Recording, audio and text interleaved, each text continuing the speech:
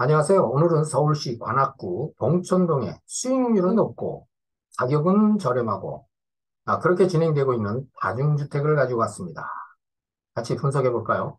교통 여건을 보면 서울 지하철 2호선인 서울대 입구역 6번 출구에서 불과 한 300m 거리에 위치한 다중주택입니다.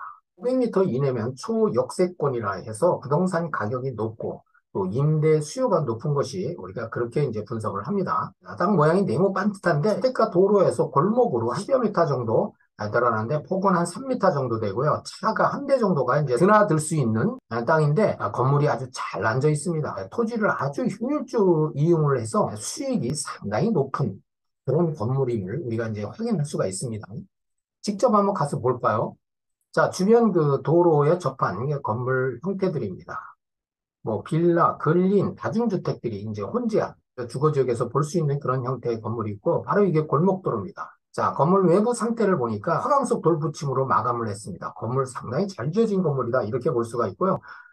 여기에 이제 도시가스 계량기가 있는데 도시가스 계량기가 세개가 잠겨져 있습니다. 그러면 세 가구가 결국에는 지금 거주를 안 하고 있다. 이제 이렇게 볼 수가 있고요. 건물 안으로 들어가는 출입구 부분이죠. 좀 협소한 그런 부분이 있습니다.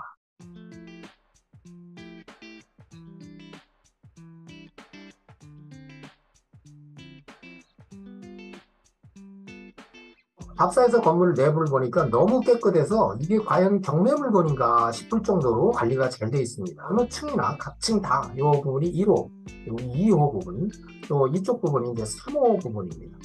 계단 부분도 깨끗합니다. 그리고 지하 부분도 마찬가지입니다. 지하도 그렇게 깊지 않는 지하.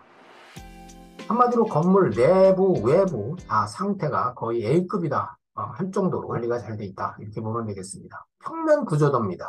지하에는 2천만 원에 월 55만 원, 3천에 40만 원.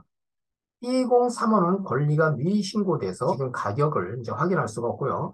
또 1층 부분은 1억 3천, 1억 6천만 원. 여기 103호는 주차장 공간을 확보하기 위해서 이제 건물이 좀 좁아진 상태에서 면적이 적기 때문에 6천만 원에 지금 세일을 놓고 있는 상황이고 2층, 3층은 면적이 똑같기 때문에 가격도 똑같습니다. 1억 5천, 1억 2천, 1억 6천. 제시의 건물이 있는데 이 부분은 확장형 발코니 부분입니다. 확장형 발코니를 씀으로써 전용 면적을 넓게 쓰는 그럼으로써 또 임대 수익도 높게 받는 그런 구조입니다. 여기 4층 부분입니다. 점선 부분이 제시의 부분입니다. 또 위반 건축물 그런 부분입니다. 401호, 402호, 403호가 넓은 면적 약 한 18평 정도 되는 면적을 사용하고 있는 그런 상태입니다. 여기에도 이제 세를 보니까 1억 5천, 1억 2천, 1억 6천 5백 2층하고 3층하고 거의 똑같이 임대 수익을 올리고 있는데 오히려 500만 원이 더 추가로 더 받고 있는 그런 상태입니다. 그래서 모양을 보면 바로 이 부분이었죠. 이 화살표한 부분. 건물 외벽에 화강석 돌붙임으로 마감을 해서 건물을 잘 지어진 그런 상태에서 3층 옥상 부분에 샌드위치 판넬로 시공을 해서 전용면적으로 사용하면서 세일을 놓고 있는데 이 샌드위치 판넬도 품질이 좋은 걸로 이렇게 시공했다. 그렇게 지금 분석이 됩니다. 사건 번호는 2021 타경 4469 서울중앙지방법원에서 2023년 3월 16일 날 진행되는 물건입니다. 이는 서울특별시 관악구 봉천동 49-45 소재 매각 목록을 보면 토지 면적이 165평방미터, 약 50평 정도 되고요. 건물 면적은 지하 1층에 지상 4층이었죠. 463.39평방미터에 140평 정도 되는 그런 비교적 큰 물건입니다. 작은 땅 위에 건축 면적이 크게 지금 시공을 해서 수익률이 높인 그런 물건입니다. 그래서 이제 토지하고 건물하고 앞서서 확인됐던 제시의 부분이 전부 다 일괄 매각이다. 이렇게 지금 분석이 됩니다. 매각 가격을 보니까 최초 매각 금액은 17억 9,722만 3,720원이고 12월 15일 날 원래 매각 날짜였는데 변경을 하면서 매각기일이 연기됐습니다. 그래서 3개월 만에 다시 이제 진행되는 그런 물건으로 이번 차수 11억 5,022만 3,000원에 이제 진행되는 그런 물건입니다. 가격 측면에서 매력적인 물건입니다. 매각기일 연장은 이제 채무자의 요청에 의해서 채권자 승낙을 해서 연기를 하는데 보통 이 3개월 정도를 소유자 및 채무자에게 이 건물을 다시 이제 확보를 할 수 있는 그 기회를 제공하는 그런 기간인데, 이 채무자가 3개월 동안에도 이 건물을 채무 변제를 못하면서 다시 나오는 물건. 그래서 통상적으로 변경기일이 이렇게 오랜 시간이 걸리는 물건들 대체적으로 다 좋은 물건입니다. 수익률 면이나 또 가격 면, 매매 가격 면에서 좋은 물건들이 이렇게 이제 상당한 기간을 변경됐다가 소유자이자 채무자가 빚을 못 갚게 되면 다시 이제 나오는 그런 물건들입니다. 그래서 이런 물건들을 잘 눈여겨보는 것도 하나의 경매에서 팁입니다. 자, 이 물건이 그렇다고 보면 가격이 좋은지 또 수익률이 높은지는 끝까지 보면서 한번 파악을 해보기를 바랍니다. 감정평가서입니다. 2021년 11월 24일자에 이제 감정을 했는데 한 2년이 지났죠. 다중주택이나 다가구주택, 이 수익형 건물들은 부동산 등락에 움직이질 않는 그런 장점이 있습니다. 매각 목록은 토지 및 건물, 또 제시의 건물이 포함돼서 이제 최초 매각 가격으로 시작된 것을 이 감정평가서에서 확인합니다. 건축물 관리대장을 보니까 앞서 설명한 대로 여기 위반 건축물이라는 이제 그 노란 딱지가 붙어 있죠. 그래서 이 건물은 지하 1층에 지상 4층까지가 난 건물로 여기 이제 최초에는 근린 부분이 좀 들어갔습니다. 그러나 이제 이 부분도 주택으로 지금 용도를 변경해서 임대를 놓고 있는 상황이고, 이 물건은 2017년 12월 22일에 사용 승인을 받았습니다. 불과 5년도 안 된 아주 신축 건물, 새 건물입니다. 위반 내용을 보니까 앞서 설명한 대로 3층 옥상 부분을 주거로 이용하고 있는 부분이 이제 위반 내용으로 이렇게 등재가 돼 있다. 자, 이렇게 파악이 됩니다. 자, 권리 분석해 볼까요? 임의경매 개시 결정이 2021년 7월 15일 채권자 지춘 아무개가 1억 3천만 원의 근저당권으로서 이제 임의경매 개시 결정을 했습니다. 이 채권자는 이제 후순위 채권자입니다. 하나은행에서 경매 신청이 들어왔는데 15억 6천만 원의 이제 근저당권으로서 2021년 11월 11일 날 이제 경매가 들어와서 이 물건은 중복 경매로서 병합해서 이제 그 진행되고 있는 그런 물건입니다. 그래서 이제 선순위 채권자가 경매 신청을 들어왔을 때 무잉여가 되면 경매가 취소되는데, 이 물건은 중복 경매가 있기 때문에 취소되는 그런 물건은 아니다. 이렇게 이제 분석이 되죠. 자, 압류가 4건씩이나 있습니다. 또 가압류도 1건 있고요. 또 근저당은 2건, 방금 지금 1순위 채권자와 2순위 채권자, 경매 신청권자 합금액이 16억 9천만 원에 상당합니다. 임차권도 4건이 설정돼 있는데 4억 2천만 원에 설정돼 있고요. 그래서 이 물건의 말소 기준 권리는 2018년 2월 21일 하나은행의 근저당권이 말소 기준 권리로서, 이 말소 기준 권리 소멸과 동시에 토지 및 건물에 설정된 모든 권리는 다 말소가 됩니다. 그래서 이 등기부상 권리는 매수인에게 인수되는 권리는 단 1건도 없다. 일단 권리 분석상 깨끗한 물건이다. 이렇게 이제 우리가 분석할 수가 있습니다.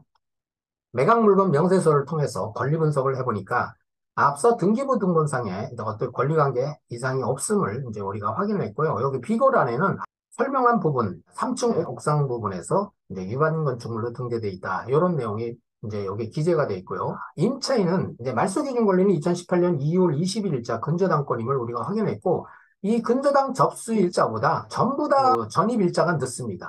대항력을 가진 임차인이 없다 이렇게 보는데, 15세대 중 권리신고 및 배당 요구 세대는 14세대가 신고를 했고, 한 세대는 이제 미신고가 됐습니다. 이제 15세대 전부 말소 기준 권리보다 늦은 전입 신고를 가지고 있기 때문에 대항력이 없는 임차인으로 인도명령 대상입니다. 해당 물건의 임차인에 대한 보증금을 추가로 인수하는 금액은 없다. 이렇게 지금 분석할 수가 있습니다. 이 물건은 2018년에서 2020년도 사이에 3년에서 5년 전에 발생했던 임차 보증금을 임차인들이 신고한 금액입니다. 자, B층 5천만 원에 95만 원에 신고됐는데, 한 세대는 미신고로 금액이 확인이 안 되고요. 1층은 2억 9천만 원, 2층 4억 3천만 원, 3층 4억 3천에 7만 원, 4층이 4억 3천 5백만 원. 이렇게 이제 임차 보증금이 신고된 금액인데, 총액을 보니까 16억 3,500만 원에 102만 원이 신고됐습니다. 그 중에 한 세대는 미신고로 빠진 금액이죠. 엄청난 금액입니다. 이 금액이. 가격을 분석해 볼까요? 16억 3,500억에 102만 원이 우리가 이제 확인한 금액으로, 대지가 49.91평, 건물이 140.18평에서 이 정도 지금 그 임대 보증금이 나오고 있는 상태입니다. 자, 최초 매각가 17억 9,722만 3,720원에 시작해서 이번 차수에 11억 5,022만 3천원에 시작되는데 비교를 한번 해보면 엄청난 금액이 차이 나죠. 최저 매각 가격 기준으로 했을 때 임차 보증금하고의 그 차액은 무려 4억 8천만 원 이상이 됩니다. 이런 물건 초초 대박 물건이라고 할 수가 있죠. 부동산을 구입을 하면 무피 투자, 내가 투자한 금액만 전부 다 회수를 해도 아주 대단한 투자로 보는데 이런 물건은 오히려 그 금액이 더 나옵니다. 투자금을 회수하고도 초과 이익이 이 정도라면 이런 물건은 우리가 대박 물건이라고 안 할 수가 없죠. 자, 투자 원금 회수에 높은 수익금도 발생하고 향후에 또 시세 차익까지도 기대할 수 있는 이런 물건인데 네이버에 나와 있는 매물 주변 시세를 보겠습니다. 바로 이 물건입니다. 43-6이 오늘의 물건이죠. 이 물건은 23억에 지금 매가가 나왔네요. 이 물건 자세히 한번 볼까요? 대지가 195평방미터. 우리는 165평방미터니까 대지는 한 9평 정도가 큰데 건물은 413.34평. 건물은 한 15평 정도 이상이 오늘에 소개되는 물건이 큽니다. 그런데 23억에 지금 매가가 나왔다. 결국에는 건물이 작다는 거는 그만큼 면적이 작아서 수익률이 좀 낮을 수도 있다.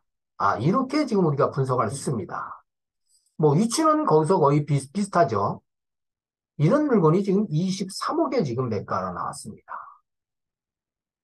보증금하고 월세를 보니까 10억에 120만 원. 우리는 보증금이 지금 16억 5천만 원에 102만 원가 그렇게 지금 확인을 했습니다. 우리 물건보다도 보증금하고 월세 금액이 작은데 토지나 건물을 거의 비슷하다고 보고 23억에 지금 매가가 나왔습니다. 이런 물건 잘 분석해야 하세요. 사용 승인을 받은 지가 26년 됐고 우리는 지금 4년이 조금 넘은 신축 건물입니다. 이게 비교 자체가 안 되네요. 면적은 똑같다고 하더라도 이 건물 내용수만 가지고도 벌써 가격 차이가 상당히 많이 납니다. 더더군 이 보증금 차이도 많죠. 자, 이런 물건이 지금 23억에 나오니까 잘 비교를 해보시고요. 자, 여기 물건 볼까요? 오늘 또 16억에 나왔는데 면적을 한번 보겠습니다. 이건 2017년 우리하고 거의 비슷한 시기에 진 건물인데 대지가 109, 우리는 대지가 165평방미터입니다. 건물이 60평이면 우리는 140평입니다. 80평이 적은 물건입니다. 80평이 적다 그러면 그 수익 차이는 엄청나죠. 근데 여기에 지금 보증금을 보니까 8억 200에 197만 원입니다. 이 물건이 16억입니다. 우리 물건하고는 가히 비교가 안 되는 물건인데도 불구하고 16억에 지금 매가가 나왔다. 주변 시세가 이렇습니다. 요건 11억 1600만 원인데 건물이 한 27평 됩니다. 이게 비교 자체가 안 됩니다. 이런 물건들도 벌써 11억이 나왔는데 가히 우리 물건은 지금 그 가격 면이라든지 수익률 면이 지금 엄청나다는 것을 확인을 할 수가 있습니다. 여기도 또 물건이 하나 나왔네요. 여기도 18억입니다. 18억인데 우리 면적보다 월등히 작습니다. 요건 이제 한 90평 정도 되어갔네요. 우리보다 한 50평 정도가 작습니다. 그런데 18억. 자, 여기서 이제 매물대하고 가격대하고 잘 분석을 좀 해보기를 바랍니다. 자, 그러면 국토교통부 실거래는 어떤가 한번 볼까요? 지금 매물이 그렇게 많지 않기 때문에 다중주택이나 다가구 주택 거래 사례는 그렇게 많지 않을 거라 예상이 되는데, 자, 다가구 한번 볼까요? 서울 관악구죠? 서울대 있고요. 바로 요 부분이다. 서울 봉천 서울중앙시장 있는 인근 바로 요 부분인데 2003년도 볼까요? 자, 봉충동 일대에 물론 이제 도료명이 다르기 때문에 이 도료명이 다른 그런 상태에서 검색하기가 좀 그렇지만 하여튼 봉충동 일대에 지금 거래 사례가 올해 3월 달에 이제 다 작은 단독주택이네요. 뭐 땅도 32여 평에 건물도 한 40평 정도. 이 물건은 비교가 안 되고 여기에 또 이제 그 한 건물이 60평에 50평 정도 되는 건물이 12억에 지금 매매가 됐습니다. 이제 우리 물건은 140평이죠. 여긴 60평짜리가 12억. 거래 사례 비교만 해도 우리 물건 가격이 금방 나타납니다. 이런 물건들은 다 작아서 지금 비교가 안 되고 1월 달에도 대지가 한 30평인데 건물이 한 37, 8평. 건물이 37, 8평 정도 되는 건물이 12억에 거래됐다. 이제 올 들어서 거래된 내용입니다. 여기도 한 60평짜리가 12억. 지금 뭐, 그렇다고 보면 우리 건물 같은 경우에는 8억에서 한 20억 정도 가치는 있다. 뭐, 아까 23억하고도 거의 맞먹는 정도의 그런 금액이 나왔죠. 매력적인 금액이 아닐 수가 없습니다. 자, 이런 거 이제 거래 시세라든지 매물대를 잘 분석해보고, 전월세 시세도 분석을 해야 됩니다. 자, 지금까지 네이버와 국토교통부 실거래 가격을 비교를 함으로써 오늘의 물건의 예상 가격과 또 임대 수익률을 비교를 해봤습니다. 물건에 대한 지리적 위치와 물건에 대한 상태 분석, 등기상의 권리 분석, 또 임차인 분석, 이렇게 해봤습니다. 해당 물건에 관심 있는 분들은 반드시 현장 답사를 통해서 임대 시세, 또 매매 시세까지도 같이 분석을 하고 또 본인이 입차를 예상을 하시면 자금 계획을 세워야 됩니다. 그래서 자금 계획의 가장 중요한 대출 가능성 여부도 반드시 체킹을 해서 수익률 검토를 한 이후에 좋은 가격으로 입찰해서 낙찰받기를 기대합니다. 여기까지입니다. 구독과 좋아요는 영상 제작에 큰 힘이 됩니다. 감사합니다.